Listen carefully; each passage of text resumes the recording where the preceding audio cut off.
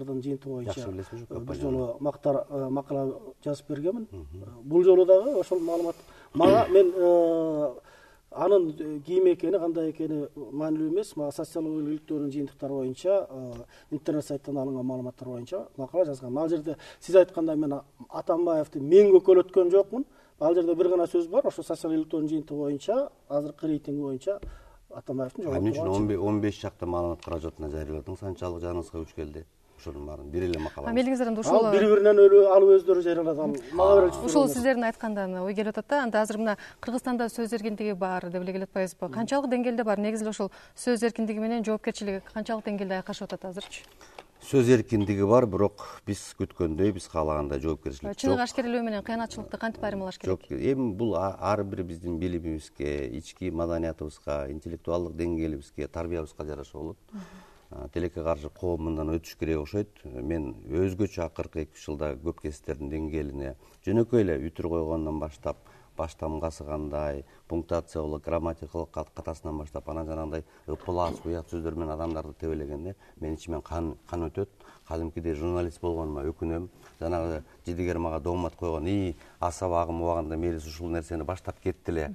Ушундан бери келатат деген үчүн как будто ушунун баарынын командири мен болгондугундай бир психология. Сиздер да Усубалиев менен да соттошподуңуздар белеби? Адамды каралоо. Эми мисалы Усубалиев менен соттошкондо бүгүнкү кездердегидей биз пластикка мазактоого түшкөн эмеспиз. Мисалы сотто Түгөлбай Казаков экөө далилдешип атат, эме Усубалиев экөө. Биз жазып атабыз. Болгону заголовка.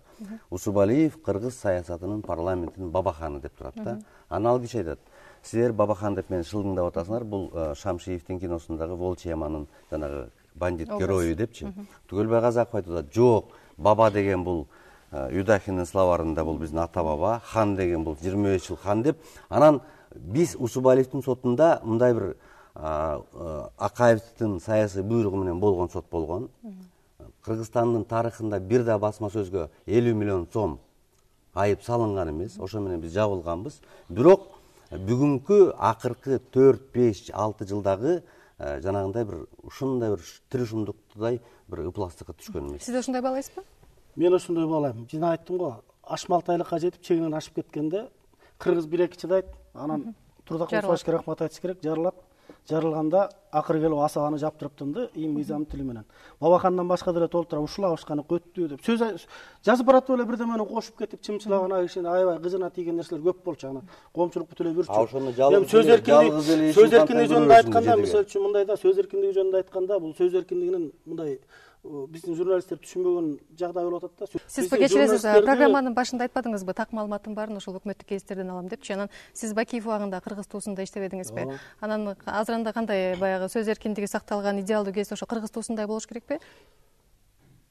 Таптакыр идеалдуу деп айта албайм. Бирок негизги так маалымат, салауаттуу маалымат ошол жака берилет. Бирок азыр өкмөттүн жакшы жагын көбүрөөк, позитивдүү жагын көбүрөөк айтып, мындай жакшыраак айтып, анан катуу сындабай, ушундай гезит менен кантип мындай элди тартууга болот да? Кыргыз эли өзү тубаса салаваттуу, нарк нускалуу эл. Катардагы койчу кээ бир мыкты журналистке караганда нускалуу, бүгүнкү тил менен айтканда интеллигентный болушу мүмкүн. А биз гезиттердин деңгээлин, ошол биздин айылдагы адамдар ушу уятко ушундай сүйлөбөгүлөчү деген тилден ылдый кылып түшүрүп жиберет да. Маселе барып кесиптик этикага такалып атат. Бир сөз менен айтканда, бул журналисттерди ыймандуу болууга чакыруу, адамгерчилик кылышат. Кудайга шүгүр, окурмандарыбыз жакшы эле өсүп аткан. Анан мен азыркы мурунку мындай болуш, тигиндей болуш деп айта албайм. Бирок көп мурунку өзгөчө советтик доордогу тарбияланган аксакалдар, интеллигенция көпчүлүгү ошол өкмөттүк гезиттерди окуруун. Анда бул ошол муунга баягы консерватор катары, ошол муунга баягы негизделген эле гезит болот. Таптакыр консерватордо болбош керек. Жаштарга дагы негизделген атайын полосалары, атайын рубрикалары, атайын бир беттери бар. Кеп мореки тескерисинче баягы консерватордук мындай калыптанып калган пикирде болсо керек. Ал гезит ушундай деп алдын ала ошентип коюшат да, окуп көрсө такыр башка болушу. Анда ушул суроону эле коет. Азыр Кыргызстанда 1300дөн ашык басылма бар экен. Алардын аябай жакшы окулат, активдүү иштейт дегендери 20-30дай. Анан 80%-нын нускасы 2000-3000 эле экен. Анан азыр баягы менеджер катары сиздерге суроо узаткым келип атат. Бул гезиттер канчалык деңгээлде өзүн өзү актайт? 10 миңден ылдый тираж, бул тираж эмес да. Анан ошон үчүн бүгүнкү журналисттер шордуу болуп, жанагындай шайлоодон шайлоого жашап, анан жанагындай ушактарды жазып коюп биздин колубузга бир компромат түштү, кийинки санда жарыялайбыз деп, ал тегинесе чуркап келип депутаты же министри чыгарга көрбө деп, анан бир болбогон бир 5000 сом 10 000 сомго ошонун оозун жаап, ушундай бир жаман көзгө көрүнбөгөн көшөгөнүн артындагы кыргыз журналистикасындагы бир пас көрүнүштөр болуп атат.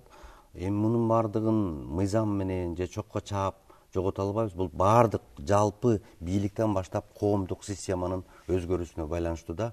Чынында жанагындай анонс берип коюп, могул кесип ТМКде укмуштай баланча жөнүндө куйкаланган фактылар менен чыга турган болду деп анонс берип коюп, анан бирден алып оозун жаап коюп, эмки санда чыкпай калган. Ошо менимче асабадан да башталган, чын айтайын. Эгерде сиздерге гезит чыгарыш керек болуп калса, кандай мазмундагы гезит чыгарат элеңиздер, Мелис мырза?